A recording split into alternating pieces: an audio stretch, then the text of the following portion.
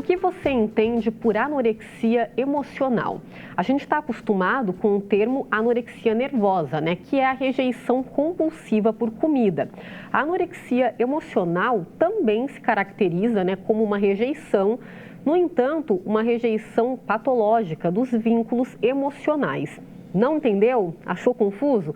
Calma que o Diálogos de hoje falará justamente sobre este tema, a anorexia emocional. E eu converso então com as psicólogas Cristina Souto Rigotti e também Cristi Turushima.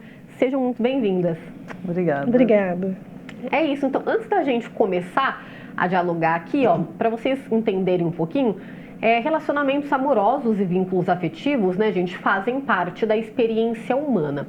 Mas e quando essa dificuldade de se envolver se transforma em um medo excessivo? A chamada anorexia emocional é um transtorno ainda não reconhecido oficialmente e descreve várias pessoas que evitam conexões profundas e rejeitam a intimidade, mesmo desejando ali aquele afeto. Sem estudos conclusivos ainda, a anorexia emocional ainda gera muitos debates, mas o seu impacto na saúde mental levanta um alerta. Como a dificuldade em se relacionar pode influenciar o bem-estar e a qualidade de vida, por exemplo? Quem vai responder essa pergunta, né? Vou começar aqui com as duas que estão aqui comigo. Cristina, com você primeiro, né? Quando a gente fala de relacionamento, não só o amoroso, né, o afetivo, mas entre amigos, familiares, é essencial ali para o ser humano, né, para o nosso desenvolvimento social, psíquico, para a nossa qualidade de vida, né? Exatamente. E, lógico, esse é um termo novo, mas se a gente parar para pensar nas nossas relações, todas as pessoas devem ter amigos, colegas, pessoas do trabalho ou até companheiros, né, ex-namorados, ex-maridos ou marido atual, que falam assim, puxa, mas ele é tão estranho, ele não se envolve, ou ele é muito típico do jovem que pega todas, não fica com nenhum, puxa, mas ele é tão bacana, ele é tão simpático, por que ele não fica comigo se eu gosto tanto dele? Então, isso já é uma característica que até então a gente falava assim, é porque ele não gosta, porque ele não se apega. E hoje a gente já fala que é uma anorexia emocional, quer dizer, ele até gostaria, mas ele não consegue, e aí tem N razões por que ele não consegue estabelecer esse vínculo. Aí tem as questões, né, que a gente vai falar um pouquinho mais. Sem dúvida. Como você falou, né, obviamente esses sintomas, né, já existem desde que muda o mundo, mas esse termo mesmo, ele ficou um pouco mais conhecido, né, recentemente. Cristi, quando a gente fala, né, é importante para a gente diferenciar também, né? De fato, é um transtorno, não é uma doença, porque tem ali uma diferença, né? O que é doença, transtorno, síndrome. A anorexia emocional, né, ela ainda é um termo do senso comum. E a anorexia nervosa é o que nós já chamamos de transtorno. Né? O transtorno, a gente não conhece exatamente a causa, a etiologia, né? Já a doença, sabemos a causa. No caso, a diferença entre uma e outra é que na anorexia emocional é sobre as relações emocionais, né? Sobre as suas emoções, de como você lida com as suas emoções. E na anorexia nervosa já é uma obsessão pelo peso, uma recusa extremamente restrita à alimentação, uma preocupação excessiva com o peso, questões mais físicas. E uma curiosidade, por ser ainda mais recente, né, então não tem muitos dados sobre isso, mas vocês têm um panorama se atinge mais homens, mulheres, ainda não? Ou dá para ter uma base? Tem alguns estudos que falam que atinge mais as mulheres do que os homens. Embora eu até perceba muito mais no dia a dia que os homens estão mais nessa linha. Mas assim, estudos são estudos também, né? A gente não sabe quais que são, o que eles estão considerando. No dia a dia, eu percebo que os homens ficam mais nessa linha, porque para eles, de repente, é mais fácil, desvínculo, eles conseguem cortar uma relação, alguns, lógico, né? E encerrar a relação. a mulher ela não consegue, principalmente quando se envolve com uma pessoa nesse padrão, porque ela fantasia o amor, ela romantiza. Então ela busca N explicações, N situações para justificar aquele não envolvimento, ou aquele não assumir do parceiro. Então é muito relativo. Como é novo, né? Não está nem no DSM, então a gente também fica muito do que a gente vivencia. E também, né, a gente falou que uma coisa é diferente, né, é importante a gente falar. Como eu disse na introdução, a anorexia nervosa é uma coisa, a anorexia emocional outra. Mas é um ciclo vicioso, por exemplo, a pessoa, ela ali fica mal, se afasta do outro, e aí, obviamente, vai afetar a saúde mental, a pessoa acaba perdendo o apetite. Tem uma relação, né, nesse sentido também. Isso realmente é um ciclo vicioso, isso se retroalimenta. A pessoa deprimida passa a perder o apetite, tem alteração alimentar, e essa alteração alimentar também, por vezes, resulta em problemas físicos, nutricionais. Isso também reforça o isolamento, porque a pessoa não quer interagir, tem menos disposição. Então, é uma roda, né? E em algum momento, para se romper esse ciclo, precisa de ajuda, apoio, terapia, medicação. E são vários também profissionais, né? Sim. A gente vai falar isso também ao longo do programa, mas no caso, além de um psicólogo, se for o caso, pode um psiquiatra ter de intervir também, um próprio nutricionista, um endócrino, né? Porque também tem questões, né, às vezes de saúde, está faltando alguma vitamina específica, pode potencializar, né, uma ansiedade ou algum pensamento mais nocivo. A pessoa tem essa relação, é importante a gente frisar também, até para as pessoas ficarem mais atentas, né? Muitas vezes vêm pacientes do reumatologista, porque as questões emocionais, elas também estão diretamente ligadas às questões reumatológicas, né? E desenvolvem ou desencadeiam doenças que, por vezes, não têm na sua carga genética. Mas, como a psoríase, como os outros problemas, geralmente de pele ou reumatológicas, estão muito ligados às questões emocionais.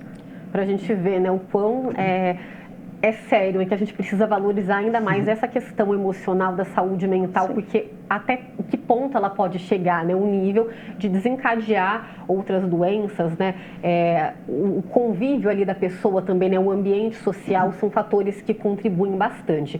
Bom, vamos seguir aqui então. Além das duas, eu converso de forma remota com a CEO da Solpagu, que é uma instituição sem fins lucrativos que opera uma plataforma de saúde mental exclusiva para mulheres. A Mayumi está aqui com a gente. Mayumi, seja muito bem-vinda, viu? Obrigada pelo convite para falar sobre um tema tão importante quanto esse. Mayumi, primeiro de tudo, conta um pouquinho desse projeto, né? Como eu falei, é uma instituição sem fins lucrativos que é voltada para o atendimento exclusivo para as mulheres. Como que funciona esse acesso, né? Porque quando a gente fala de benefícios, principalmente saúde mental, a gente precisa propagar mesmo. Todas as mulheres, elas estão aptas, né, a participar, de acordo se precisar aí desse apoio, desse auxílio de fato? Explica pra gente.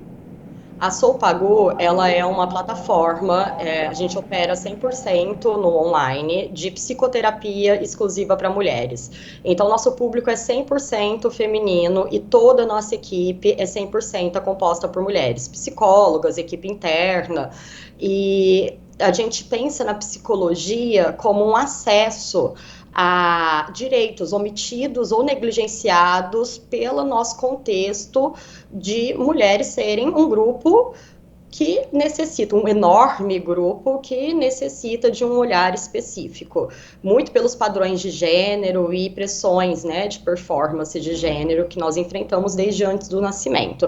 E para isso acontecer de forma coerente, né, não ser só um slogan de mulheres para mulheres, toda a nossa equipe, ela passa por uma formação, enquanto está atuando com a gente, de formação em gênero e saúde mental e dinâmicas de violência. Então, essa formação tem uma carga horária de mais ou menos 3 a 4 horas semanais, que toda a nossa equipe de psicólogas passa, para que consiga trabalhar em consultório, né, em consulta com as pacientes. E nós trabalhamos em 3 pilares, que é o feminismo, o pilar social e o pilar clínico. Nós unimos esses 3 pilares para conseguir dar uma psicoterapia de qualidade, né, específica para esse público. Hoje nós atuamos com valores sociais dentro do Instituto e valores comerciais dentro da Sou Pagou. Então, a gente consegue atingir um grande público feminino. Nós possuímos atendimentos em 16 países do Brasil, com mulheres que residem fora do Brasil. E, além disso, nós estamos com mais ou menos 1.200 pacientes dentro do Brasil. Bacana. E são várias vertentes, né, aí que são tratadas, né, principalmente quando a gente fala do público feminino, né, e é muito importante esse acolhimento, né, como você falou, todo esse preparo também para saber lidar, né, com as questões que chegam aí. A gente tinha falado a anorexia emocional, né, embora seja um termo novo, é um assunto que está começando a surgir com mais frequência, aí no caso o termo em si, como que você avalia nesse sentido? Eu creio que os padrões de gênero e a performance de gênero, ela inicia antes da gente começar, da gente nascer, né? O chá revelação, ele vem muito nesse lugar. E quando a gente fala da mulher e do corpo feminino, né? Do corpo da mulher e como a mulher se coloca no mundo, é uma pressão inevitável. Porque a mulher, ela sempre, historicamente, ela é colocada num papel de cuidado, de terceirização da autoestima, né, para o homem, e para além disso, essa pressão da beleza europeia, né, a mulher magra, a mulher loira, a mulher do nariz fino. Então a gente vai tendo várias pressões colocadas estéticas e em termos de relacionamento, né, que a mulher é a parte do cuidado, a mulher é a parte do zelo para se manter uma estrutura. Então é inevitável que a gente olhe esses padrões dentro do caminhar clínico de qualquer paciente, porque eles são inevitavelmente pressões para essa mulher conseguir um bem-estar. Então, entender o contexto, entender sua história, entender, para além desse diagnóstico, essas pressões e como que ela vai lidar, né, com essas sintomáticas dentro do contexto dela, porque ser mulher é muito plural, né, no Brasil. Somos um país gigante, temos um país gigante com uma questão cultural enorme. Então, ser mulher no Sul é diferente de ser mulher no Sudeste, que é diferente de ser mulher no Nordeste, e é diferente as classes sociais e a pluralidade que possuímos. Então, esse olhar, né, em camadas, ele é extremamente importante. Sem dúvida. Pegando aqui o gancho que a Mayumi falou, né, sobre essas pressões que a gente tem externamente, né, que infelizmente ainda é uma luta, né, nossa, a gente não consegue falar por todos, mas aos pouquinhos, né, com a união mesmo das mulheres, a gente consegue ir lutando contra isso. Mas pressões também internas, né, muitas vezes, aí a gente pega lá na primeira infância, né, que também diz muito do que a pessoa vai ser como adulto. Por exemplo, pais que pressionam demais os filhos, ou se a criança ela tem uma questão com a rejeição muito forte. Tudo isso também, esses fatores podem influenciar para a pessoa desenvolver, né, esses sintomas da anorexia emocional, por exemplo? Bom, pela minha experiência, eu trabalho também com a terapia sistêmica e com a psicogenealogia. Então, entender o que são padrões familiares que se repetem na pessoa, né, no adulto, ou na criança e depois vai perpetuar no adulto. A gente percebe também que muitos padrões já vêm da ancestralidade. A bisavó já tinha um padrão assim, ou o bisavô, e vem a avó e vem a mãe. Então, é interessante aí você falar assim, mas se tem 3 filhos, por que só esse filho ou essa filha teve esse padrão? Porque, não sei, né, de alguma forma se ligou àquele sentimento. E da mesma forma que a gente também, tem um cabelo parecido com a avó, outro com o bisavô, e a cor de pele e tudo, é a mesma forma também o comportamento. Então, eu vejo isso muito um padrão de repetição. Por outro lado, a gente sabe que também tem questões traumáticas. Se alguém falar que não tem algum trauma, Mentira.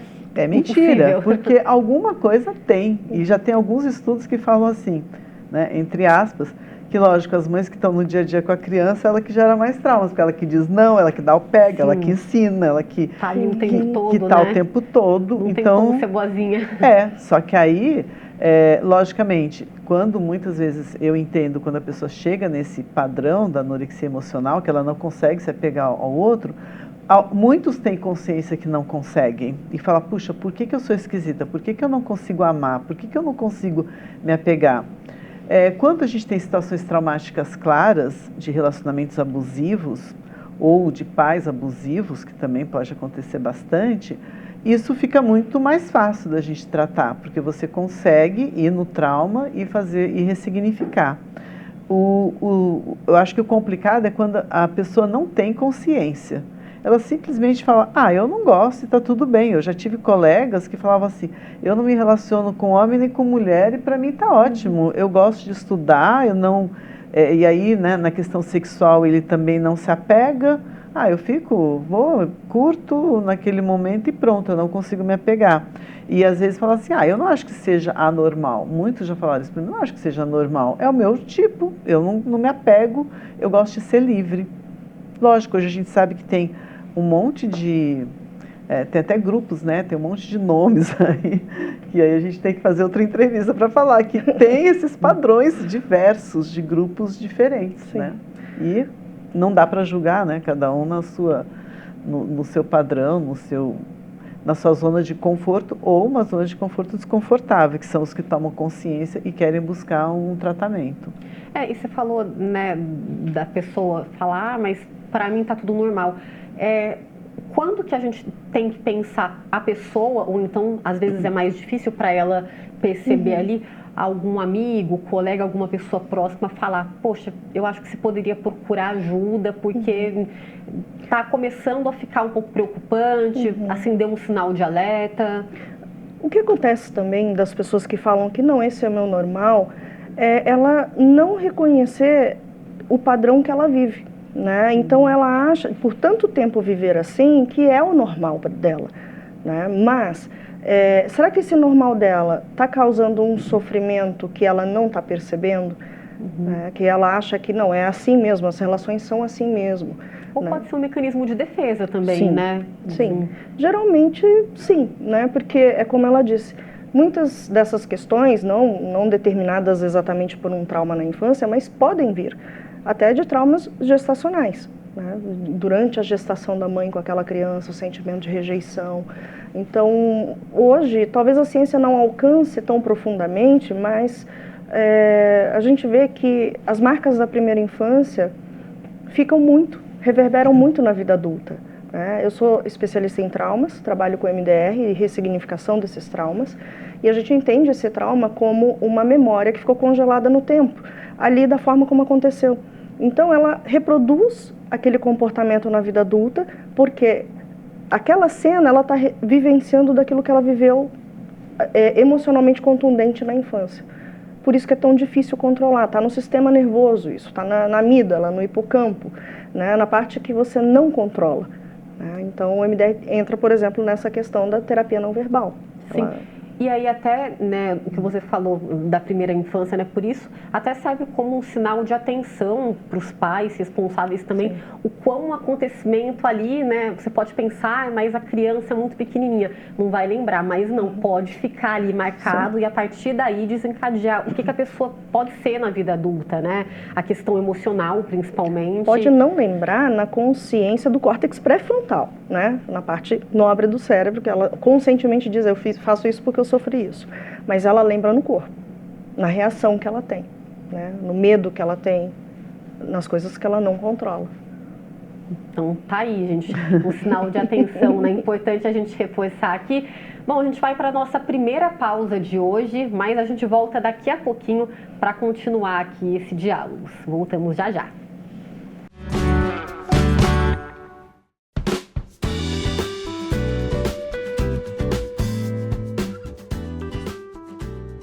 De volta com Diálogos, hoje o bate-papo é sobre anorexia emocional.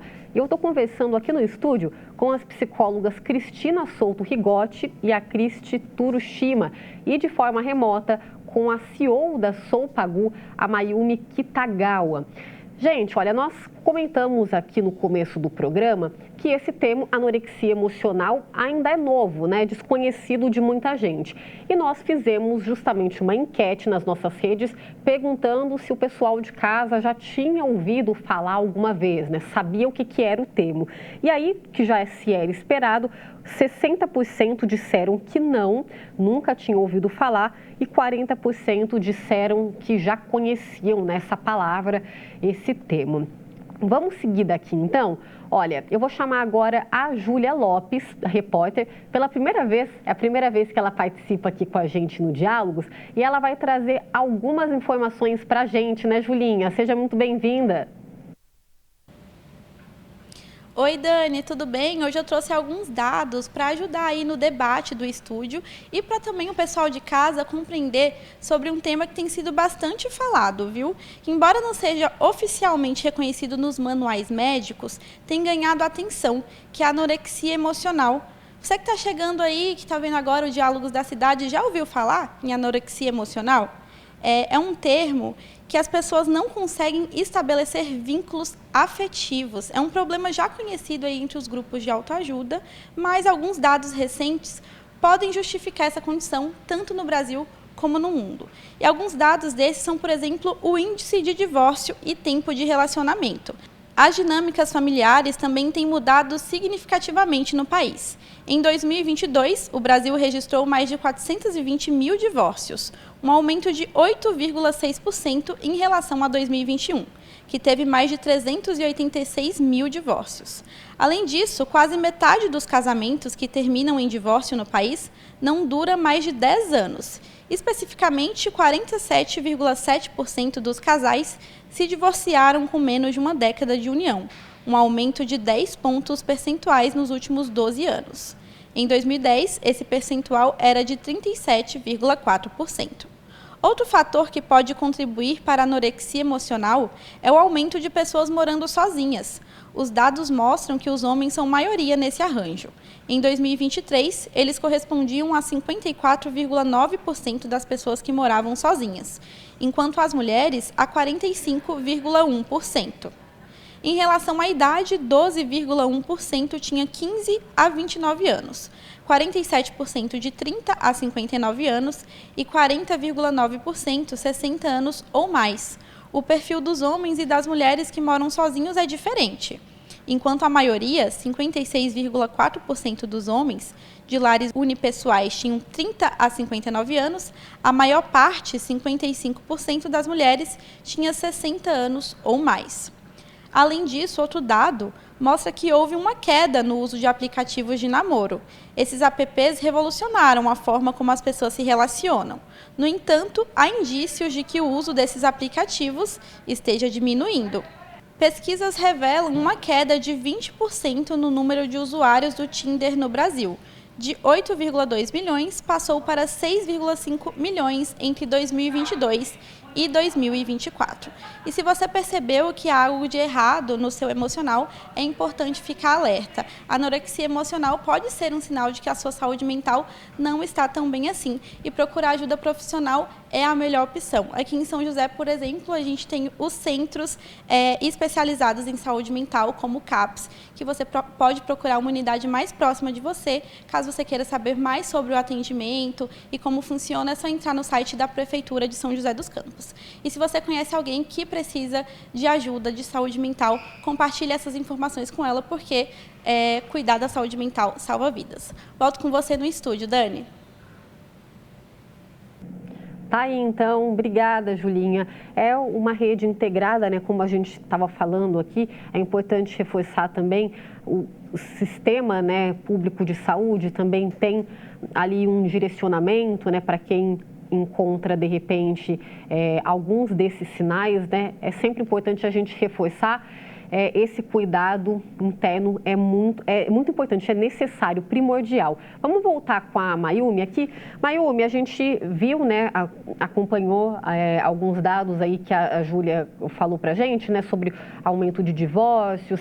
É interessante pensar também nos aplicativos de relacionamento, né, o quão também mudou lá de trás para hoje, né, o quão ele pode aproximar, mas ao mesmo tempo afastar, né, porque ali na rede social, ali no aplicativo, você é uma pessoa, né, mas quando você está conversando pessoalmente, no tete-a-tete, é totalmente diferente, né?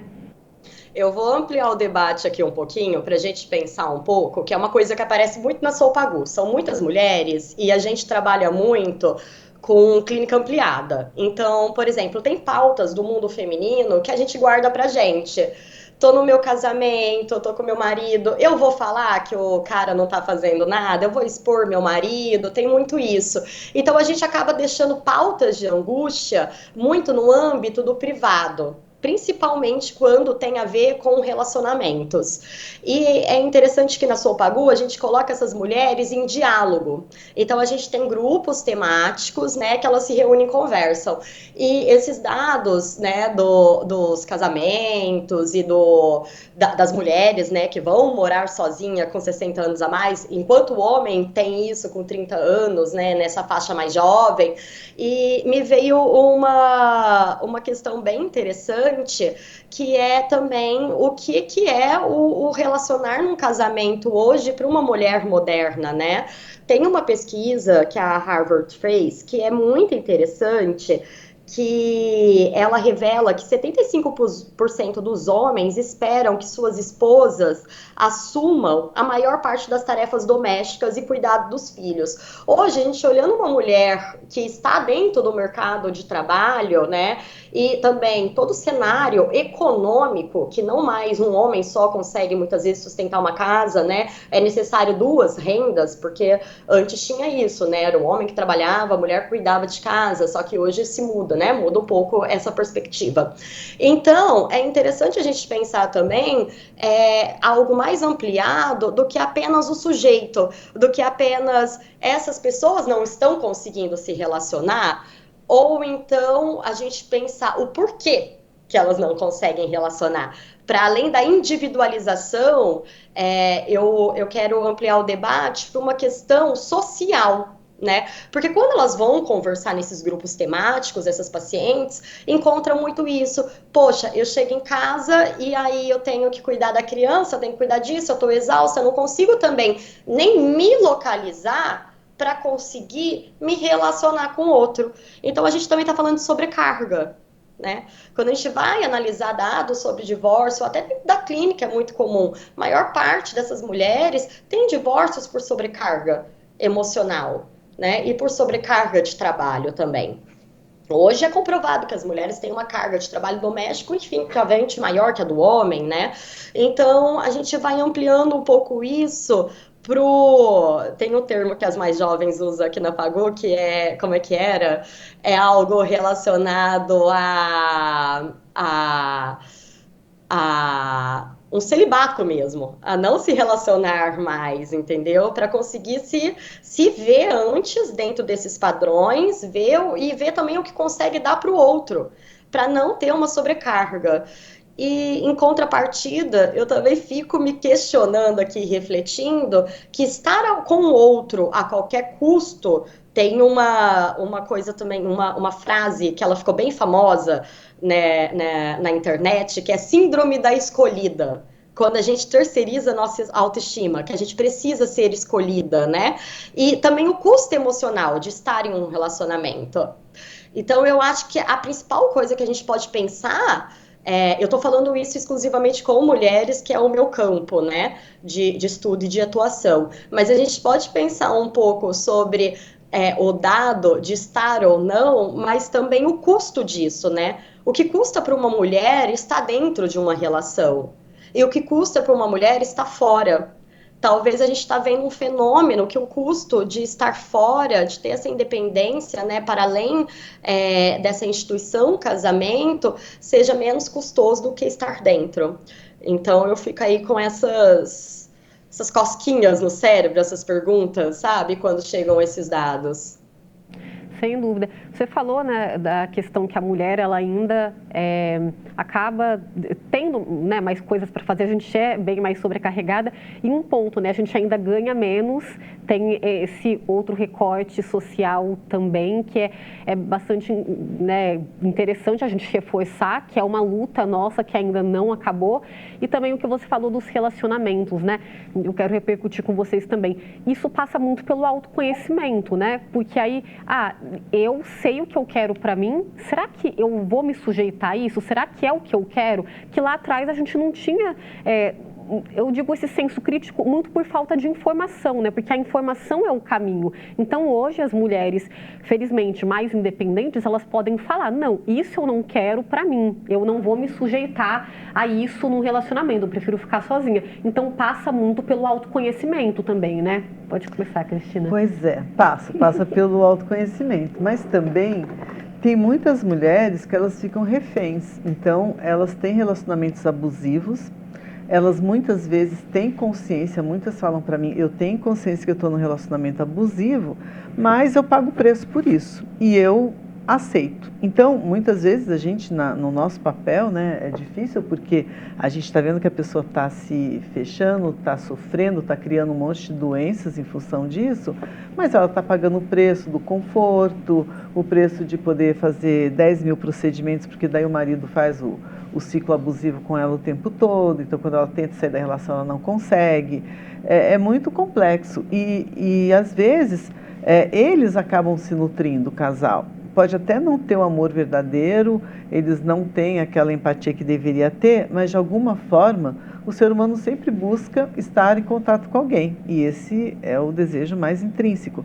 Mas o que a gente acaba percebendo também, quando falou da síndrome, né, que ela falou dessa síndrome e tal, é que muitas vezes a mulher, quando ela separa ou ela divorcia, ela realmente é onde ela vai buscar autoconhecimento de fato. E aí é mais difícil ela voltar para uma relação, porque ela pondera muito mais. O homem não. Quando ele chega no processo de divórcio, mesmo que tenha sido conturbado, é muito mais rápido ele entrar no outro relacionamento. Porque talvez ele não busque esse autoconhecimento, esse desenvolvimento pessoal, como as mulheres acabam buscando.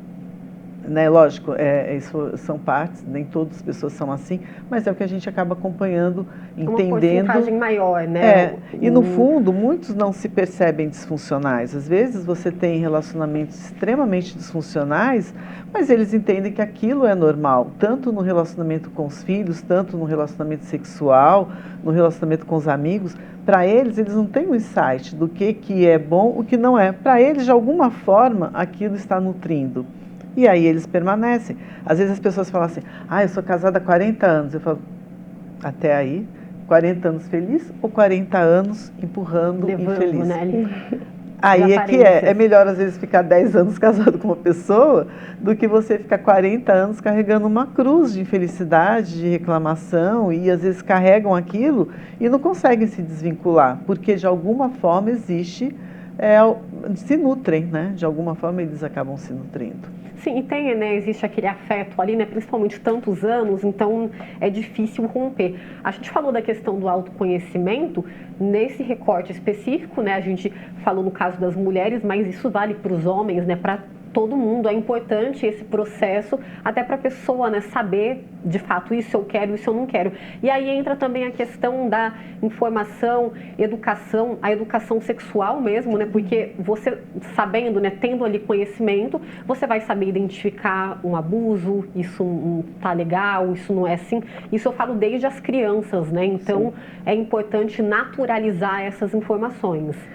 Quanto mais a mulher está buscando a informação, menos ela se expõe e se permite ficar numa situação assim, né? Mas eu vejo também, como a Mayumi falou, a gente está observando a transição agora, né? Das mulheres que aceitavam até o fim da vida um casamento assim, um relacionamento assim, e das mulheres que preferem ficar sozinhas, ou não aceitam um parceiro assim. Essas mulheres também, apesar de terem essa consciência do que eu quero, do que eu não aceito, elas continuam sofrendo uma autocrítica e uma pressão criada pela sociedade, que agora ela reconhece como dela. Né? Por que eu não sou escolhida? Né? Nossa, o que eu tenho de errado? Poxa, não consigo um parceiro. Mas na verdade é que o funil dela ficou mais estreito. Né? E aí realmente fica mais seletivo. E aí ela começa, por pressão da sociedade, a achar que o defeito está com ela. E é instigada, estimulada Sim. a achar isso também, né? Sim. Bom, a gente vai para uma rápida pausa. Hoje a gente está falando sobre anorexia emocional, que é um tema que abrange, né, tanto homens quanto mulheres. A gente fez aqui um recorte feminino, né, que vocês mesmos falaram que a princípio, né, acabam atingindo de fato mais mulheres, mas é um tema para todos, né? Todos ali estão convidados para ouvir, né, discutir sobre este assunto, ali refletir um pouquinho, que é um assunto bem útil para a sociedade. A gente vai para uma rápida pausa, mas daqui a pouquinho a gente volta para concluir todo esse bate-papo aqui. O Diálogos volta já já.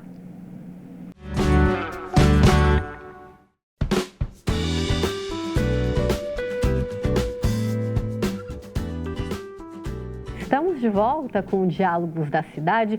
Eu quero voltar para falar com a Mayumi agora. Mayumi, é uma questão também que atinge homens, mulheres. Eu acho que é impossível, né, não se deparar com isso.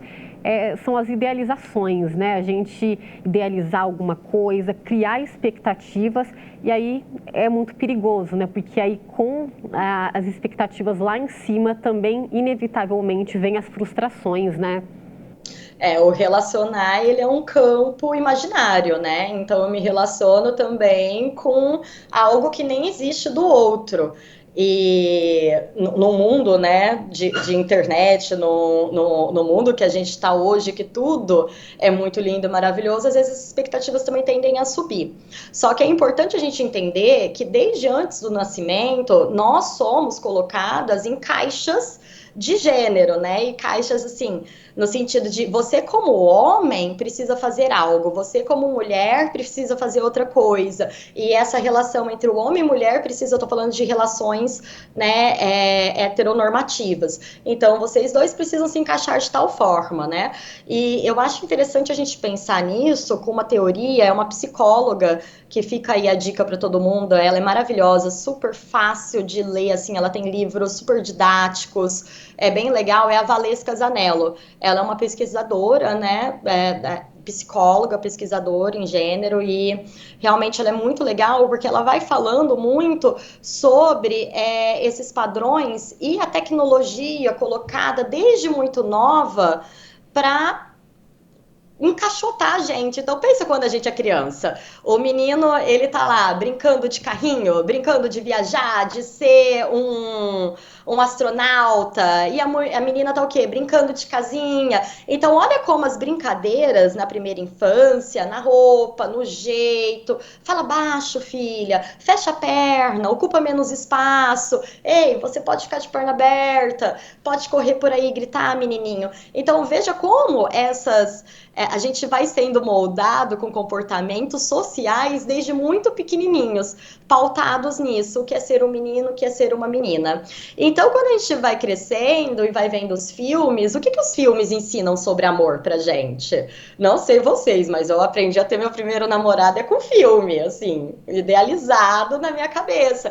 Então, quando a gente é pequena, a gente vai buscando as mídias, né, pra se pautar como pessoas, vão buscando os padrões. E em filmes, a gente vê muito aquela história romântica. Pensa, a Pequena Sereia trocou uma cauda, legal pra caramba, por uma perna e não ficou com voz. E tem os trechos, né, da bruxa da Pequena Sereia falando uma mulher boa é uma mulher calada. Não tem como uma criança ouvir isso e não entender.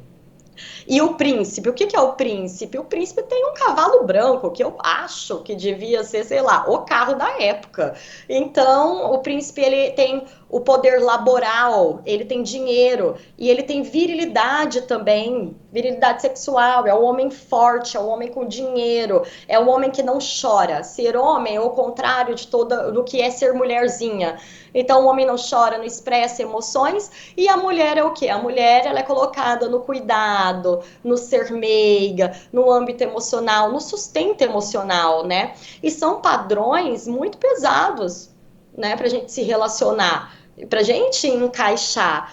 E por mais que a gente queira pensar em não ter expectativa, eu posso afirmar, vendo a Pagu durante 5 anos, acompanhando inúmeras mulheres, que não existe nenhuma mulher que não vá ter uma romantização e que não vá ter uma idealização de alguém, de um parceiro, porque nós somos construídas dessa forma.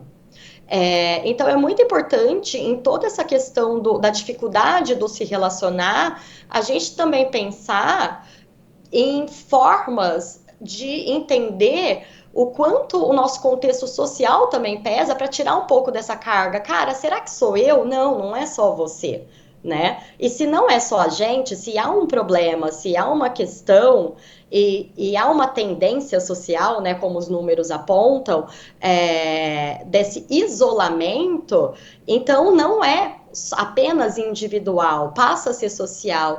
E aí fica também uma questão, né, para as políticas públicas e para as instituições pensarem de forma mais ampla e profunda também sobre isso, porque é um fator de adoecimento. Hoje na Pagu, 68% das mulheres apontam angústia, 67% insegurança e 53% medo como sentimentos antes de iniciar a terapia. Angústia, insegurança e medo. Eu acho que tem bem a ver o que a gente está falando em termos de relação, né? Relacionar com si próprio, com o outro. E após a terapia, elas encontram aceitação, esperança e confiança. São os nossos estudos, né? A gente tem alguns dados que são produzidos dentro da Pagu de antes e depois dessas mulheres para acompanhar, né? E para conseguir produzir ciência quanto a isso.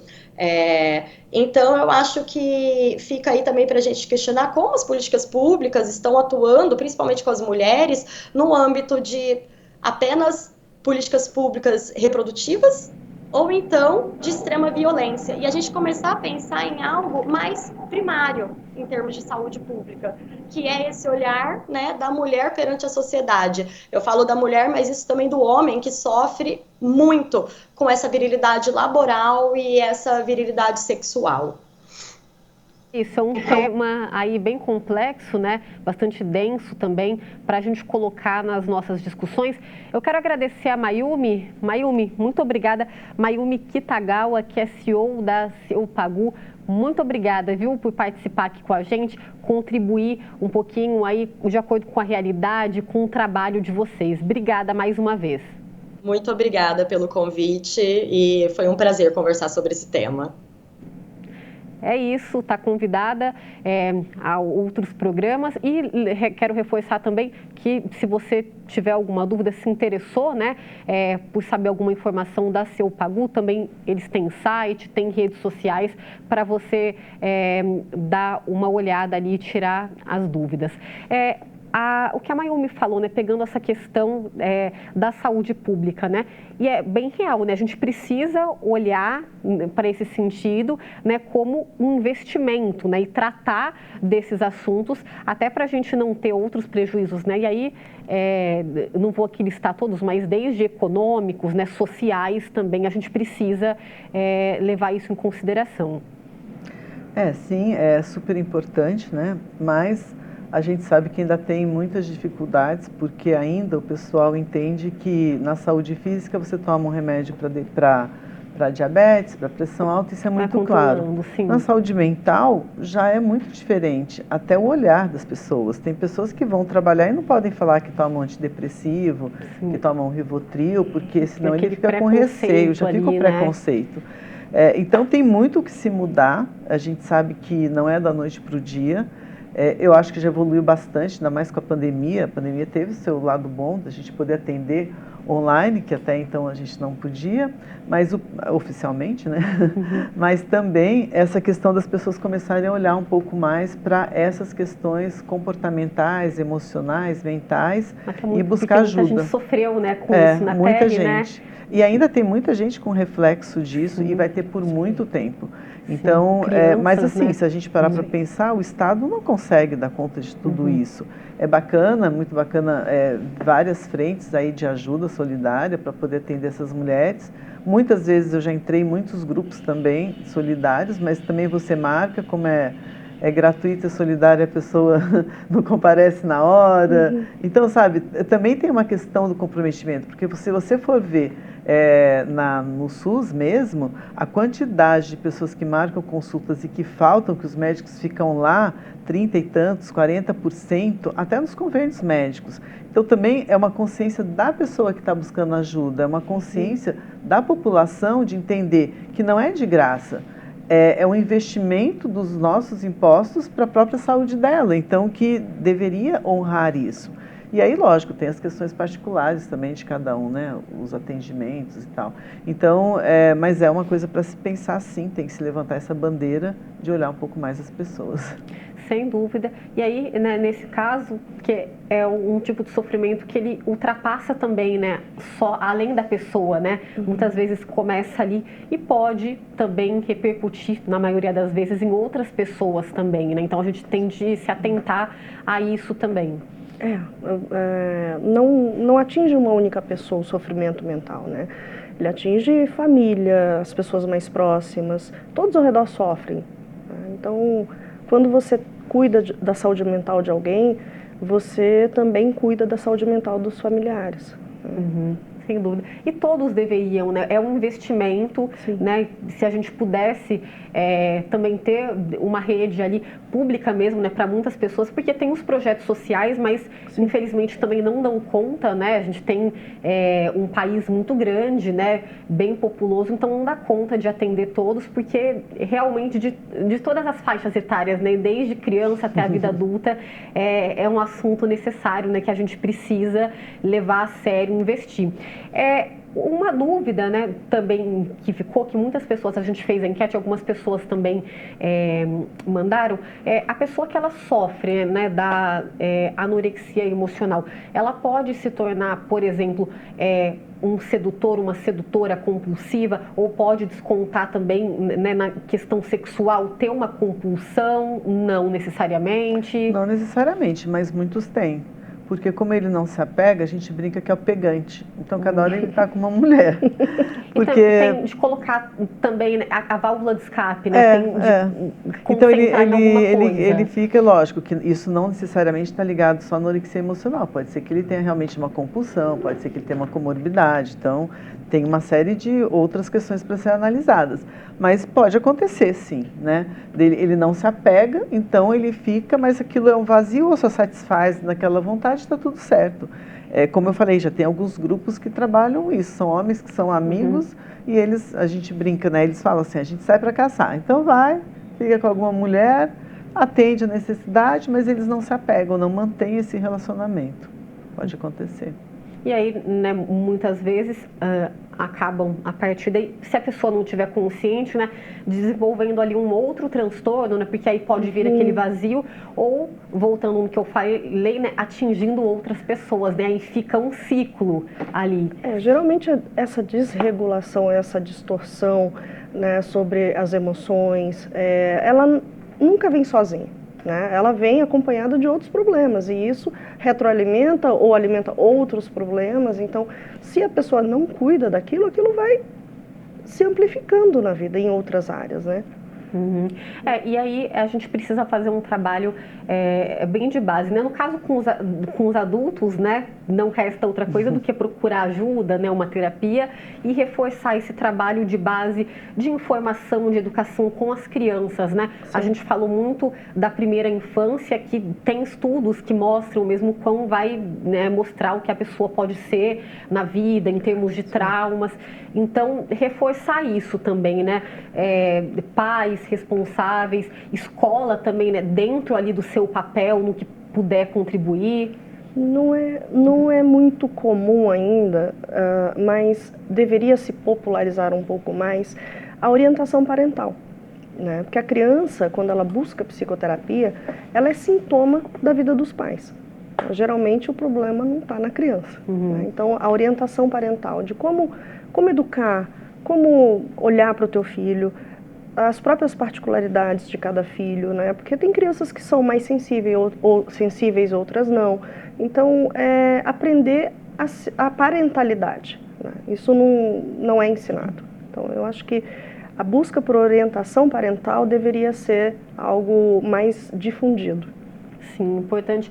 E também reforçar, né, no caso das crianças pequenas, né, como a gente falou, é impossível alguém que não tenha trauma, né? Em maior ou menor grau vai ter, né? Impossível não ter nenhum tipo, mas muitas vezes no caso dos pais, né, eles vão tomar atitudes ali que vão desagradar as crianças. Algumas é normal, né? Quando a gente está falando ali da educação, e muitas vezes educar é você ser chato. É necessário. Mas muitas vezes situações que vão desagradar as crianças, só que são coisas da vida, né? Desde a infância a gente lida com perdas, dores, e também precisa normalizar isso, né? Porque é uma coisa natural. Na verdade, as questões da vida, cada um vai ter os seus desafios. E os seus, pode falar em traumas, situações, mas a partir do momento que a pessoa olha para aquilo e fala, olha, que é um dos trabalhos do MDR, né? A gente olhar as questões traumáticas e falar, puxa, aquilo já foi, eu não vou esquecer o que aconteceu na minha vida, mas eu posso ter um outro olhar agora como adulto, eu ressignifico e eu sigo adiante. Esse é o maior desafio que a gente tem na terapia com os pacientes. Mas eu acho que ainda o grande obstáculo que a gente tem é lidar com os pais, que muitas vezes eles não entendem que eles são disfuncionais, eles não entendem que eles fazem disputa de filhos, eles não entendem que eles disputam um celular. Você chega em casa, cada um está com o celular na mão e eles não conseguem nem jantar juntos. Então, essa questão da dinâmica familiar, isso interfere bastante também. E aí, se você não dá atenção para o seu filho, como que ele vai ser amanhã? Né? Também reflexo, tem isso. Né? Às vezes os pais acham, eu ponho ele para fazer um monte de atividade, ponho ele no psicólogo, ponho no terapeuta ocupacional. Tá, você coloca, mas aí, como que está isso no seu dia a dia? Como que você consegue interagir com todas essas questões? Sim, e também não supre, né? Se for falar aqui, não vamos entrar muito a fundo, que não é a pauta, mas não vai suprir também uma presença, né? Você pode, tá ali o celular, faz terapia, faz um monte de coisa, mas virou a presença pressão, né? não vai suprir, que é uma coisa essencial, né, para o ser humano, até para ele se sentir acolhido, para não ter esse sentimento de rejeição, né, também. O vínculo, esse vínculo emocional com a criança na primeira infância é muito importante, desde a gestação, né? Então, isso torna a criança emocionalmente saudável. Como você falou, a frustração às vezes é necessária, ela é educativa, ela precisa entender que a vida tem coisas que não vão atender a necessidade dela.